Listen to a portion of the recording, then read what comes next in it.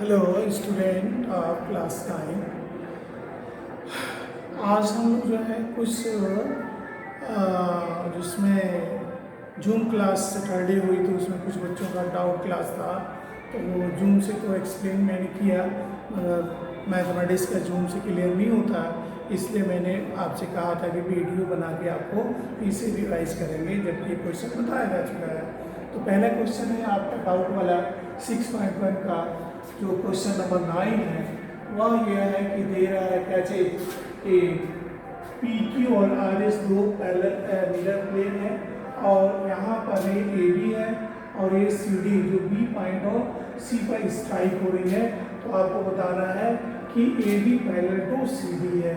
इसको सॉल्व करने के लिए हम सबसे पहले यहाँ से हम बी एम पर एक परपेंडिकुलर ड्रॉ कर देंगे। क्या कर देंगे? परपेंडिकुलर। और यहाँ पर हम क्या कर दें? एक सी एन परपेंडिकुलर ड्रॉ कर दें। ठीक है, जब ड्रॉ कर देंगे तो आपको ये प्लेन मिरर है, तो according to the law of reflection यह एंगल इस एंगल के बराबर एंगल 1 इक्वल टू एंगल 2 हो जाएगा और एंगल 3 इक्वल टू एंगल 4 होगा। क्यों? लॉ ऑफ रिफ्लेक्शन से।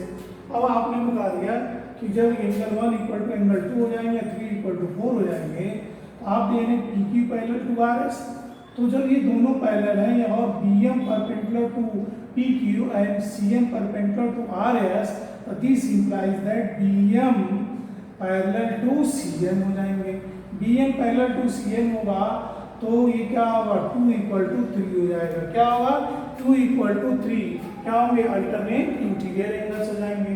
अब इसका गुणा कर देंगे तो क्या होगा? Twice of angle 2 equal to twice of angle 3 और 1, तो 2 को 1 प्लस 2 और 3 प्लस 4 लिख देंगे। But these are alternate interior angle, so A B parallel to C D हो जाएंगे। फिर से देखो जरा, हम क्या करते हैं, गिवन दिया है since P Q parallel to R S, P Q parallel to R S आपका दिया हुआ है, तो हम क्या करते हैं यहाँ पर draw B M perpendicular to P Q and C N perpendicular to R S. अब यहाँ पर हम क्या करते हैं, लेके चलते हैं अकॉर्डिंग अकॉर्डिंग टू द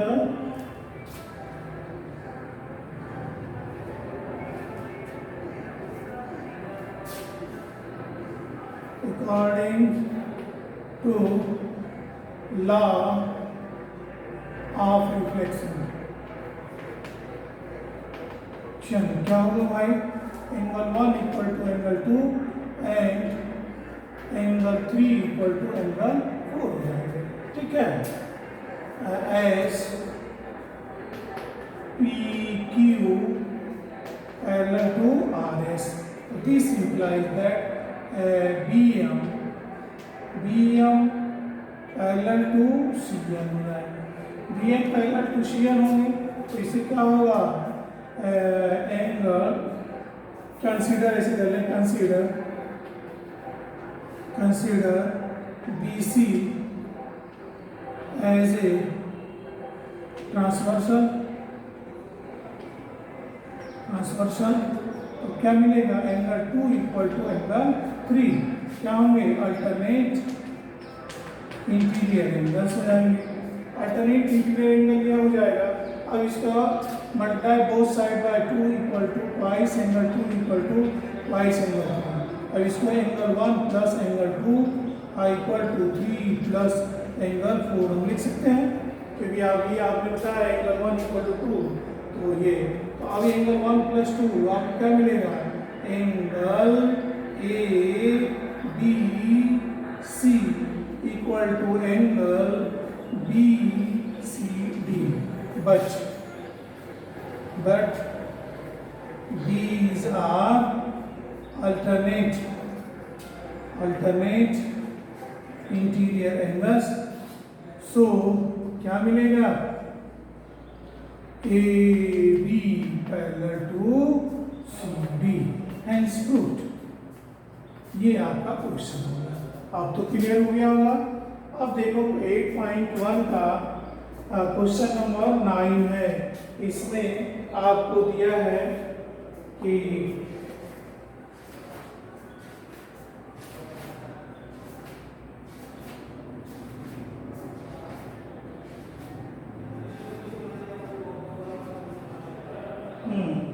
ये क्वेश्चन दिया है कि ABCD is parallelograms and 2 point P and Q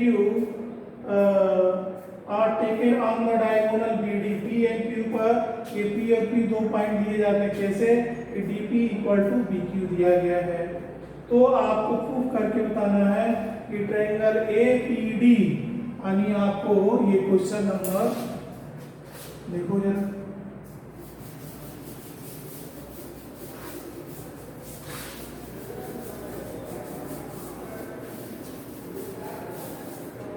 ये क्वेश्चन एक्सरसाइज 8.1 का क्वेश्चन नंबर 9 कह रहा है क्या चीज?